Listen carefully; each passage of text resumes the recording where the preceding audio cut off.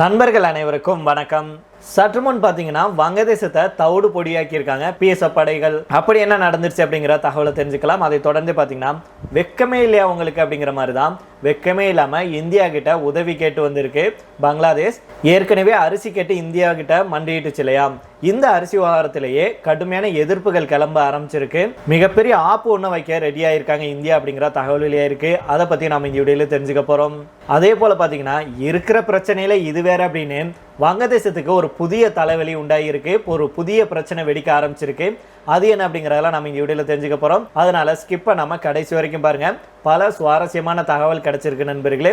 அது எல்லாத்தையும் இன்னைக்கு நம்ம அலசி ஆராய்ஞ்சிடலாம். அதுக்கு முன்னாடி நம்முடைய சேனலை சப்ஸ்கிரைப் பண்ணாம பாக்குறீங்கன்னா மறக்காம சப்ஸ்கிரைப் பண்ணிக்கோங்க. புதுசாக நம்முடைய வீடியோ பார்த்துட்டு இருக்கும் பல நண்பர்கள் சப்ஸ்கிரைப் பண்ணாமலே பார்ப்பீங்க. நீங்களாம் சப்ஸ்கிரைப் பண்ணி சப்போர்ட் பண்ணிக்கோங்க. அதே போல் ஃபேஸ்புக், இன்ஸ்டாகிராமில் நம்முடைய வீடியோக்கள் தொடர்ந்து போட்டுட்டு இருக்கிறோம். அங்கே நீங்கள் வந்து நம்மளுடைய பேஜை வந்து ஃபாலோ பண்ணிக்கோங்க.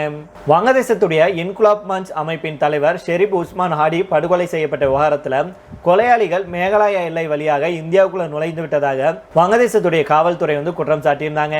இந்த தகவலை வந்து ஆதாரமற்றது அப்படின்னு சொல்லி நம்முடைய பிஎஸ்எஃப் படை மற்றும் மேகாலயா காவல்துறை வந்து நிராகரிச்சிருக்காங்க. கடுமையான எச்சரிக்கை ஒன்று கொடுத்திருக்காங்க. மேகாலயா பிஎஸ்எஃப் ஐஜி ஓபி உபாத்தியா இது குறித்து என்ன சொல்றாருன்னா, வங்கதேச காவல்துறை சொல்றது முற்றிலும் தவறானது, திசை திருப்பும் செயல். ஹால்வாகாட் செக்டார் வழியாக எந்த ஒரு நபரும் சர்வதேச எல்லை கடந்து மேகாலயாவுக்குள்ள நுழைந்ததற்கான எந்த ஆதாரமும் எங்க கிட்ட இல்ல. பிஎஸ்எஃப் இது போன்ற ஒரு சம்பவத்தை கண்டறியவும் இல்லை. எங்களுக்கு இது பற்றி எந்த தகவலும் வரவில்லை அப்படின்னு சொல்லியிருக்கிறாரு. மேகாலயா மாநில காவல்துறையும் இந்த தகவலை வந்து மறுத்திருக்காங்க. கரோக் ஹில்ஸ் பகுதியில் சந்தேகத்திற்கிடமான நபர்களின் நடமாட்டம் குறித்து எந்த உளவுத்துறை தகவலும் இல்லை அப்படின்னு அந்த மாநிலத்துடைய உயர் அதிகாரிகள் வந்து தெரிவிச்சிருக்காங்க. அதே போல இதுக்கு முன்னதாக இன்னைக்கு காலையில டாக்கா மாநகர காவல்துறை அதிகாரி ஒருவர் செய்தியாளர்களிடம் பேசும்போது என்ன சொன்னார்னா, உஸ்மான் ஹாடி கொலை வழக்கின் முக்கிய குற்றவாளிகளான பைசல் கரீம் மசூத் மற்றும் ஆலம்கீர் ஷேக் ஆகியோர் மேகாலயாவுடைய கரோஹில்ஸ் பகுதிக்குள்ள நுழைஞ்சிட்டாங்க. அவர்களுக்கு உள்ளூர்வாசிகள் சிலர் உதவி செஞ்சிருக்காங்க அப்படின்னு அவர் சொல்லியிருந்திருக்கிறாரு. வங்கதேசத்துல கடந்த ஆண்டு நடைபெற்ற மாணவர் போராட்டத்தின் போது முன்னிலை வகித்தவர் தான் இந்த ஹாடி. இவர் கடந்த டிசம்பர் 12 டாக்காவில் மர்ம நபர்களால் தலையில சுடப்பட்டாரு. சிங்கப்பூர்ல சிகிச்சை பெற்று வந்த அவர் டிசம்பர் 18 உயிரிழந்தாரு. இவருடைய மரணம் வங்கதேசம் முழுவதும் பெரும் வன்முறையை ஏற்படுத்துச்சு. இதுக்கான காரணமானவர்கள் இந்தியாவுக்கு தப்பிவிட்டதாக வங்கதேசத்தில் ஒரு தரப்பினர் சொல்லிட்டு வரும் நிலையில தான் இந்திய படைகள் அதை மறுத்திருக்காங்க. தற்போது வங்கதேசத்தில் நிலவும் பதற்றமான சூழலை கருத்தில் கொண்டு சர்வதேச எல்லையில் பிஎஸ்எஃப் வீரர்கள் தீவிர கண்காணிப்பில் ஈடுபட்டு வருவதாகவும் சட்டவிரோத ஊடுருவல் எதையும் நாங்கள் அனுமதிக்க மாட்டோம் அப்படின்னு பிஎஸ்எஃப் வந்து உறுதியளிச்சிருக்காங்க. அதனால இப்போ வங்கதேசம் வந்து மீண்டும் வந்து பற்றி எரியுது அப்படின்னே சொல்லலாம் நண்பர்களே. வங்கதேசத்துடைய இந்த குற்றச்சாட்டை நம்முடைய இந்திய எல்லை பாதுகாப்பு படை தவிடுபடியாக்கி தேவையில்லாம இந்த விஷயத்தை வந்து திசை திருப்பணும். உங்க நாட்டில் நடக்கும் பிரச்சனையை இந்தியாவை வச்சு காய் நகர்த்தலாம் அப்படின்னு ஏதாவது திட்டம் போட்டிங்கன்னா அதுக்கப்புறம் நடக்கிறதே வேற அப்படின்னு சொல்லியிருக்காங்க. நாம ஏற்கனவே ஒரு வீடியோவில் சொல்லியிருந்தோம், வங்கதேசத்துடைய முகமது யூனிஸும் பாகிஸ்தானுடைய ஐஎஸையும் சேர்ந்து வங்கதேசத்தில் வன்முறையை தூண்டி விட்டுட்டு அந்த வன்முறைக்கு காரணமானவங்க இந்தியா தான். அதே போல இந்தியானால தான் இப்படி நடக்குது அப்படின்னும் அதுவும் சரிபட்டு வரலன்னா மேலும் நமக்கு ஏதாவது அழுத்தம் வந்துச்சுன்னா இந்த துப்பாக்கி சூட நடத்தினவங்க வந்து இப்போ இந்தியாவில் தஞ்சம் அடைஞ்சிட்டாங்க அப்படின்னு சொன்னோம்னா இந்தியா மேலே அது எல்லாரும் திரும்புவாங்க. உடனே அவனை நாடு கடத்து, உடனே எங்கள் பகுதிக்கு அனுப்பு அப்படின்னு சொல்லுவாங்க. இதனால் நாம் வந்து கொஞ்சம் நிம்மதி பெருமூச்சு விடலாம் அப்படின்னு முகமது யூனிஸ் அவர்கள் திட்டம் போட்டிருக்கிறார் அப்படின்னு நம்ம சொல்லியிருந்தோம். அதுதான் இப்போ நடந்துட்டு வருது. இத்தனை நாட்களாக பார்த்தீங்க அப்படின்னா வன்முறை பெரிய அளவில் அங்கேயும் ஒவ்வொரு பிரச்சனையும் நடந்துட்டு இருந்துச்சு. இப்போ எல்லாரும் முகமது யூனிஸ் பக்கம் வந்து திரும்ப ஆரம்பிச்சிட்டாங்க. அதாவது ஆடி அவரை சுட்டு இத்தனை நாட்களாச்சு, அந்த குற்றவாளியை உங்களால் கண்டுபிடிக்க முடியலையா, அப்புறம் எதுக்கு இந்த அரசாங்கம் அப்படின்னு அவரை பார்த்து எல்லாரும் இப்போ திரும்பி கேள்வி கேட்க ஆரம்பித்த உடனேயே என்ன பதில் சொல்கிறேன்னு தெரியல. உடனடியாக நாங்கள் பிடிக்க போயிட்டோம், அவங்க எல்லையில் இந்தியாவுக்குள்ளே ஊடுருவிட்டாங்க அப்படின்னு சொல்லி இப்போ இந்தியா பக்கம் திசை திருப்பியிருக்காங்க. இதுதான் இந்திய வங்கதேச இடையே இப்போ மீண்டும் பற்றி எரிய ஆரம்பிச்சிருக்கு அப்படின்னே சொல்லலாம். அதே போல் இன்னொரு பக்கம் வெக்கமே இல்லாத வங்கதேசம் இந்தியா கிட்ட 55,000 டன் அரிசி கேட்டு கெஞ்சிருக்காங்க. இந்த விஷயத்தில் தான் இந்தியா வந்து ஆப்பு வைக்கணும் அப்படின்னு இப்போ பல கோரிக்கைகள் எழுந்திருக்கு. அது என்ன அப்படிங்கிறத தெரிஞ்சுக்கலாம். வங்கதேசத்தில் வன்முறை நடந்துட்டு வர்றது நம்ம எல்லாத்துக்கும் தெரியும். அங்கு வன்முறையில் ஈடுபடும் கும்பல்கள் இந்துக்களை தாக்கி கொள்றது மட்டும் இல்லாமல் நம்முடைய நாட்டுக்கு எதிராக கருத்துக்களை தெரிவிச்சுட்டு வராங்க. இதனால 2 நாடுகளுக்கு இடையிலான உறவு பாதிக்கப்பட்டிருக்கு. இப்பேற்பட்ட சூழலை தான் இந்தியா கிட்ட 55,000 டன் அரிசி தரும்படி வங்கதேசம் கெஞ்ச தொடங்கியிருக்கு. இந்த நிலையில தான் ஏற்றுமதியாளர்கள் எல்லாம் அரிசி சப்ளையை நிறுத்தணும் அப்படின்னு மத்திய அரசுக்கு அழுத்தம் கொடுத்துட்டு வர்றாங்க. அதுவும் இந்த வங்கதேசத்துல வன்முறையில் ஈடுபடுறானுங்க இல்லையா, அவங்க எல்லாம் என்ன சொல்றாங்கன்னா, பலருமே வந்து வடகிழக்கு மாநிலங்கள் வந்து நாங்கள் பிரிப்போம், இந்திய பிரிவினையை விரும்பும் சக்திகளுக்கு புகலிடம் வழங்குவோம் அப்படின்னு திமிர் பேச்சு பேசிட்டு வர்றானுங்க. இதை வந்து முகமது யூனிஸ் அவர்கள் கண்டு கொள்ளாமலே இருக்கிறார் அப்படிங்கறதான் இப்போ நடந்துட்டு வர சம்பவம். இதை வந்து முகமது யூனிஸ் அவர்கள் துளியும் கண்டுக்கல அப்படிங்கறதான் உண்மை. இப்படி நம்முடைய நாட்டுக்கு எதிரான வேலைகளையும் வெறுப்பு பேச்சையும் பேசிட்டு ஒரு வங்கதேசம் தற்போதுதான் நம் நாட்டிடம் கெஞ்ச தொடங்கியிருக்காங்க. வங்கதேசத்துல பிப்ரவரி 12ஆம் தேதி பொது தேர்தல் அறிவிக்கப்பட்டிருக்கு. இப்பேற்பட்ட சூழல தான் அங்கு தொடர் வன்முறையால அரிசி உள்பட பல பொருட்களுடைய விலைகள் எகிரி இருக்கு. பொருட்கள் கிடைக்குமா கிடைக்காதோ அப்படின்னு போட்டி போட்டு வாங்கிட்டு போறாங்க. இதனால விலைகளும் வந்து அதிகரிச்சிருக்கு.